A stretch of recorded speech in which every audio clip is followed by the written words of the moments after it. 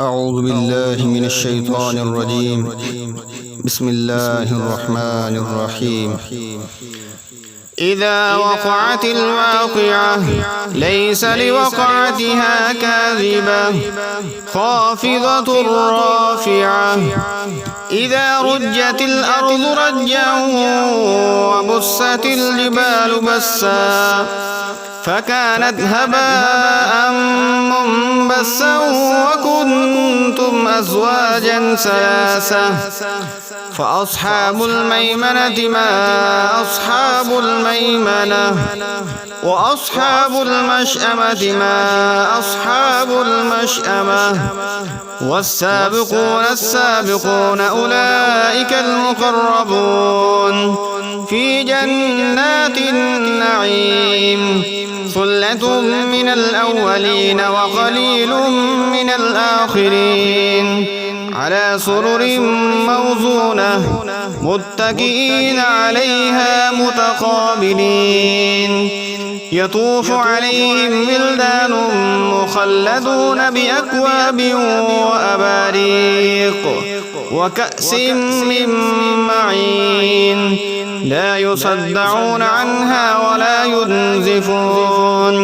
وفاكهة مما يتخيرون ولحم طير مما يشتهون وحور عين كأمثال اللؤلؤ المكنون جزاء بما كانوا يعملون لا يسمعون فيها لغوا ولا تأثيما إلا قليلا سلاما سلاما وأصحاب اليمين ما أصحاب اليمين في سدر مخضود وطلح منضود وظل ممدود وماء مسكوب وفاكهة كثيرة لا مقطوعة ولا ممنوعة وفرش مرفوعة إنا أنشأناهن إنشاء فجعلناهن أبكارا عربا أترابا لأصحاب اليمين ثلة من الأولين وثلة من الآخرين وأصحاب الشمال ما أصحاب الشمال في سموم وحميم وظل من يحموم لا بارد ولا كريم إنهم كانوا قبل ذلك مترفين وكانوا يصرون على الحنث العظيم وكانوا يقولون أئذا متنا وكنا ترابا وعظاما أئنا لمبعوثون أو آباؤنا الأولون قل إن الأولين والآخرين لمجموعون إلى ميقات يوم معلوم ثم إنكم أيها الضالون المكذبون لآكلون من شجر من زكوم فمالئون منها البطون فشاربون عليه من الحميم فشاربون شرب الهيم هذا نزلهم يوم الدين نحن خلقناكم فلولا تصدقون أفرأيتم ما تمنون أأنتم تخلقونه أم نحن الخالقون نحن قدرنا بينكم الموت وما نحن بمسبوقين على أن نبدل أمثالكم وننشئكم فيما لا تعلمون ولقد علمتم النشأة الأولى فلولا تذكرون أفرأيتم ما تحرثون أأنتم تزرعونه أم نحن الزارعون لو نشاء لجعلناه حطاما فظلتم تفكهون إنا لمغرمون بل نحن محرومون أفرأيتم الماء الذي تشربون أأنتم أنزلتموه من المزن أم نحن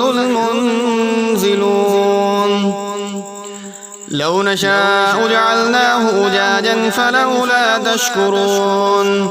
أفرأيتم النار التي تورون أأنتم أنشأتم شجرتها أم نحن المنشئون نحن جعلناها تذكرة ومتاعا للمقوين فسبح باسم ربك العظيم فلا أقسم بمواقع النجوم وإنه لقسم لو تعلمون عظيم إنه لقرآن كريم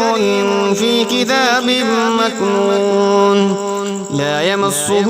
إلا المطهرون تنزيل من رب العالمين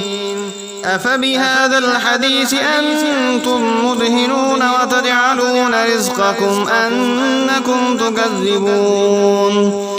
فلولا إذا بلغت الحلقوم وأنتم حينئذ تنظرون ونحن أقرب إليه منكم ولكن لا تبصرون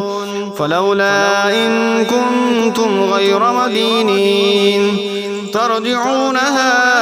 إن كنتم صادقين فأما إن كان من المقربين فروح وريحان وجنة نعيم وأما إن كان من أصحاب اليمين فسلام لك من أصحاب اليمين وأما إن كان من المكذبين الضالين فنزل من حميم وتصلية جحيم إن هذا لهو حق اليقين فسبح باسم ربك العظيم.